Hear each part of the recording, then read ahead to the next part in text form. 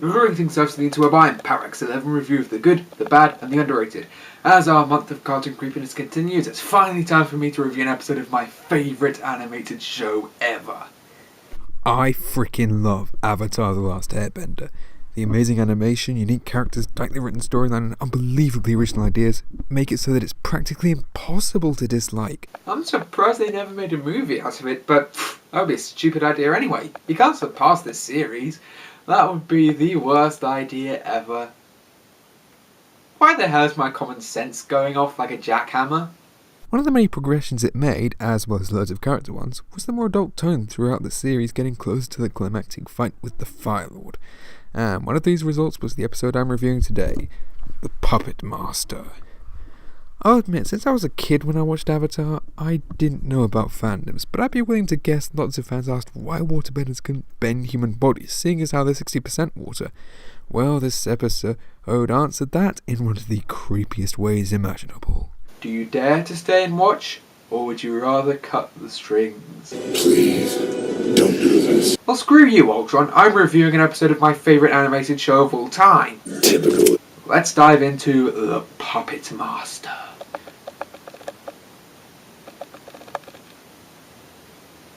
Does my finger wiggling intimidate you yet?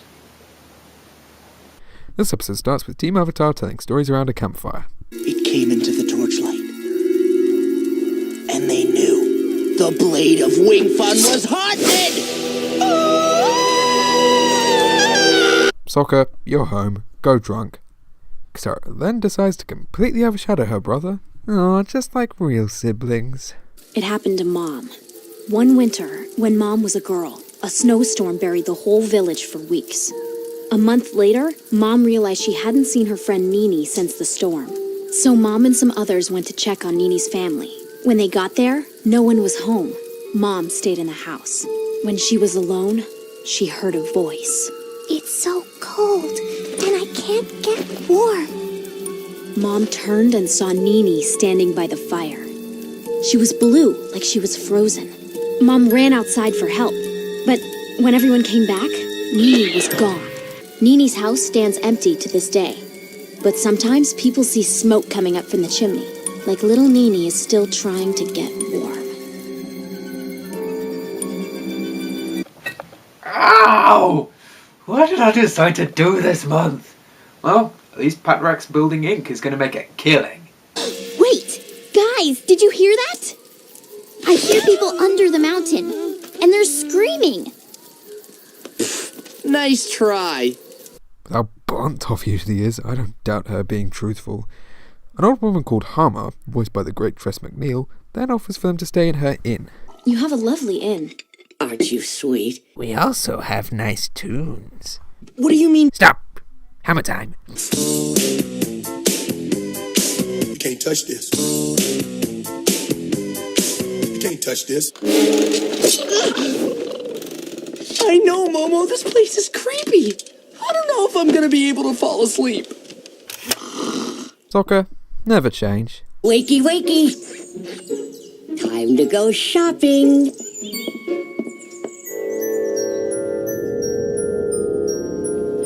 Wow, no wonder he's my favourite character. That's pretty much my reaction whenever I have to go on a boring shopping trip. More people mention disappearances with the full moon, and naturally Aang seems they petered off a spirit. Well, considering last time there were any mass disappearances in a village, it turned out to be a hippie demon panda, I'd suspect anything. This is a mysterious little town you have here.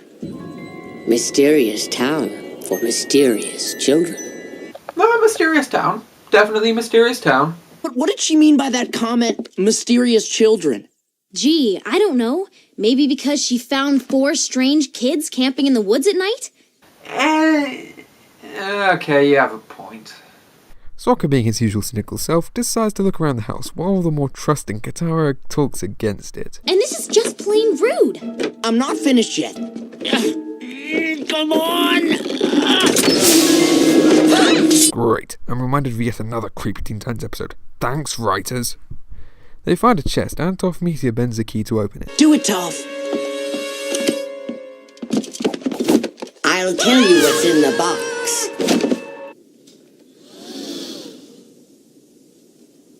Nothing! Absolutely absolutely nothing! Actually, it's a water tribe comb, as Hama reveals she comes from the southern tribe, just like Katara and Sokka. I bought all this food today so I could fix you a big water tribe dinner. Of course, I can't get all the ingredients I need here, but ocean kumquats are a lot like sea prunes if you stew them long enough. Yeah, I'm with Aang. Please don't remind us of Battle of the Water Tribe. That episode was really bad. At dinner, she reveals she's also a waterbender who was stolen just like all the other ones from the southern tribe. As well as having actually pretty effective mooks, it's amazing how the Fire Nation, rather than deteriorating in threateningness and villainy, just kept getting more and more evil as the series went on. Part of the progression and theme I mentioned in the intro, but just wait till Day of the Black Sun, Southern Raiders and Sozin's Comet, because they make the Fire Nation here seem like Team Rocket. Hama then offers to teach Katara, and of course she accepts. Waterbenders are totally at home surrounded by snow and ice and seas. But as you've probably noticed on your travels, that isn't the case wherever you go. That's why you have to learn to control water wherever it exists. I've even used my own sweat for waterbending. Yeah, kinda nice foreshadowing last episode, with her bending her sweat to get out of a prison cell.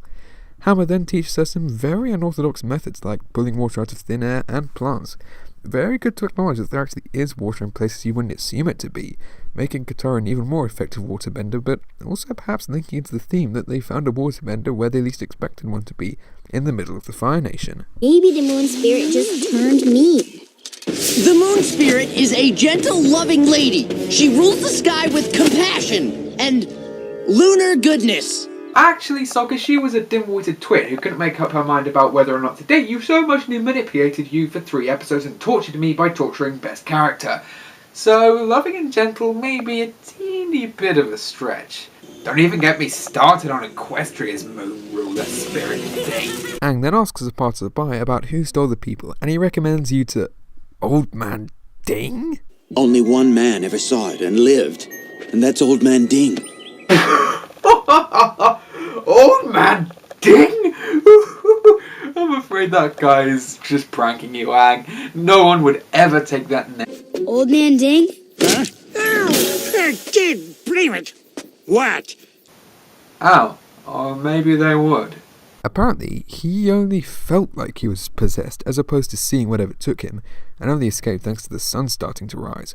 Toph then of course puts together she heard the missing villagers under the mountain. Hama and Katara then go under the full moon, and yeah, if you hadn't put together already that she's taking the people, don't worry, her prisoners spell it out for you. She seems like a normal old woman, but she controls people like some dark puppet master. Roll credits. For generations, it has blessed waterbenders with its glow, allowing us to do incredible things. Yes, Animaniacs fans, that is indeed the voice of Dot playing that creepy old woman. Hello, Mel. No, let's stay like this forever. He touched me. I've never felt more alive. Man, she has range. Hama then says that in the prison the firebenders did anything they could to stop waterbending, like pumping in dry air and restraining them to give drinking water. Then she led to bloodbend the rats in the prison, and eventually the guards. This is the main reason I chose to review the episode this month. Like in Haunted, the direction is superbly creepy. The way Hama bends the people under their will is like they're being possessed by a demon or moved around by, well, a twisted puppet master. Once you perfect this technique, you can control anything or anyone. If only we could have controlled the ratings on Legend of Korra so Nickelodeon wouldn't have put it online. Idiots. Katara then takes issue like any sane person would, and She manages to connect the dots. when Katara objects, she gets the obvious response. Katara's screams of pain along with the brilliant direction all add up to even more nightmare fuel. Please!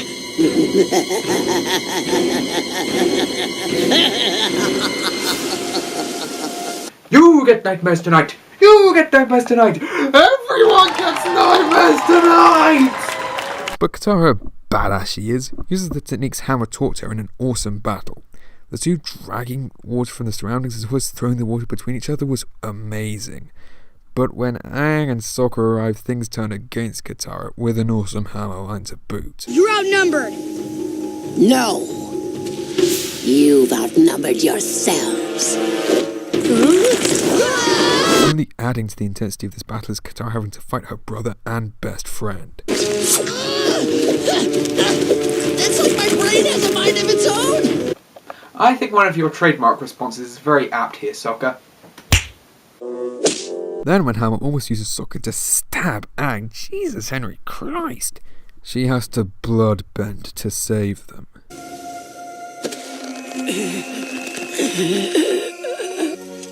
You're going to be locked away forever. My work is done. Congratulations, Katara. You're a bloodbender. Another great thing about this episode is the ending. Instead of Team Avatar standing triumphant over a broken Fire Nation General Guy, although those endings are still entertaining, here Katara had to use a technique and become something she despises, and ends with the villain rubbing it in her face, even though she was beaten, while Katara breaks down crying.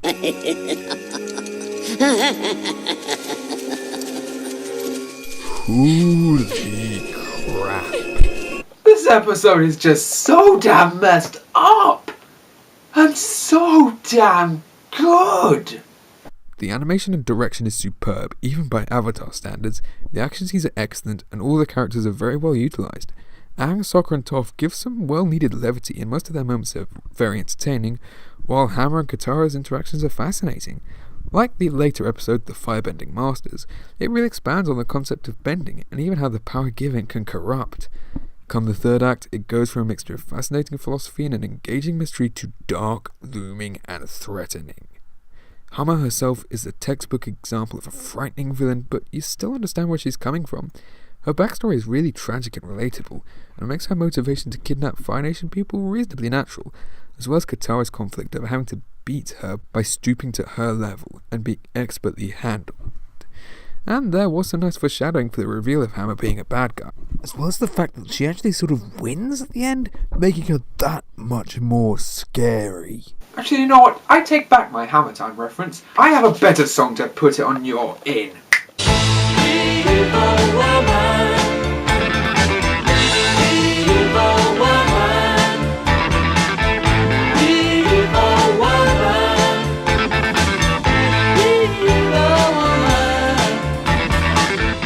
In the end, the episode was some of the best Avatar had to offer, and if you know how excellent Avatar usually is, that's saying a hell of a lot. I'm Parix11, and join me next time as I complete my trifecta of childhood terror by reviewing a good haunted house episode from Star Wars The Clone Wars. Thank you for watching.